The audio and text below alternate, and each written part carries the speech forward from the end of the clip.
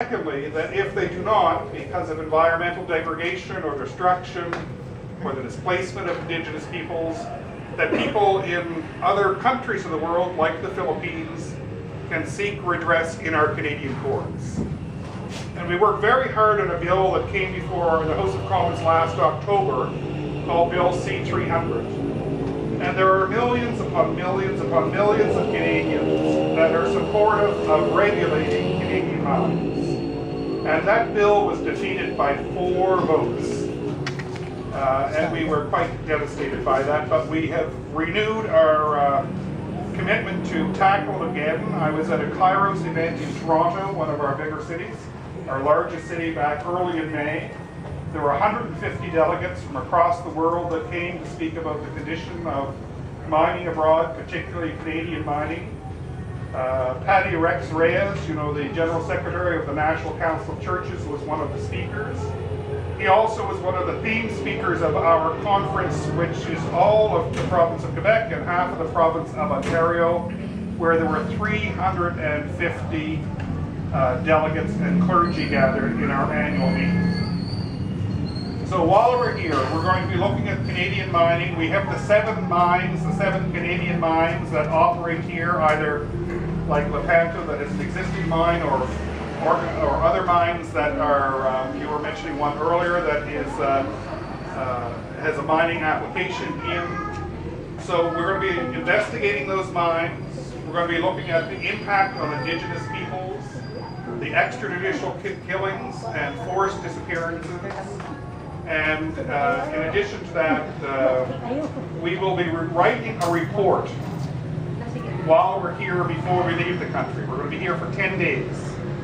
And we're going to be looking for support from you folks in terms of eyewitnesses accounts and hands-on information that's going to be compiled in that report. We're working with a lot of other organizations like Record and the Cordillera People's Alliance, the NCCP, the UCCP. I'm meeting with your General Secretary when I'm back in Manila.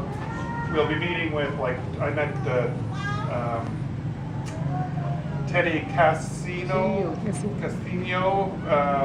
in Baguio, because he's introducing a bill to scrap the 1995 mining bill that operates here and allows Canadian mines to operate with impunity.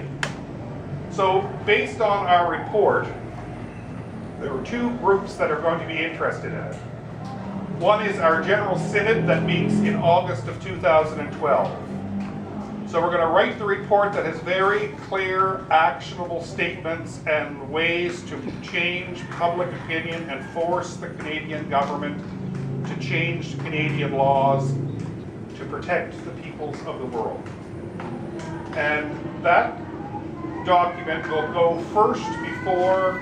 We have 2 committees in our House of Commons. One is we have 2 committees that this would be interested for. One is the House Committee on Foreign Affairs. The second is the House Committee on Human Rights.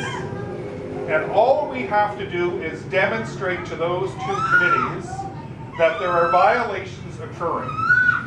And then the committees are, by Canadian law, it's called in our terms seized. They are seized with the responsibility to conduct a study. And they have the power to call witnesses from the mining industry, and they have the power to call witnesses from here in the Philippines or Guatemala or Guinea, wherever the violations are taking place, that they testify directly before the committee, and those committees make reports directly to the House of Commons. So it's a very public calling to account and calling to responsibility what is taking place. The second reason the report is important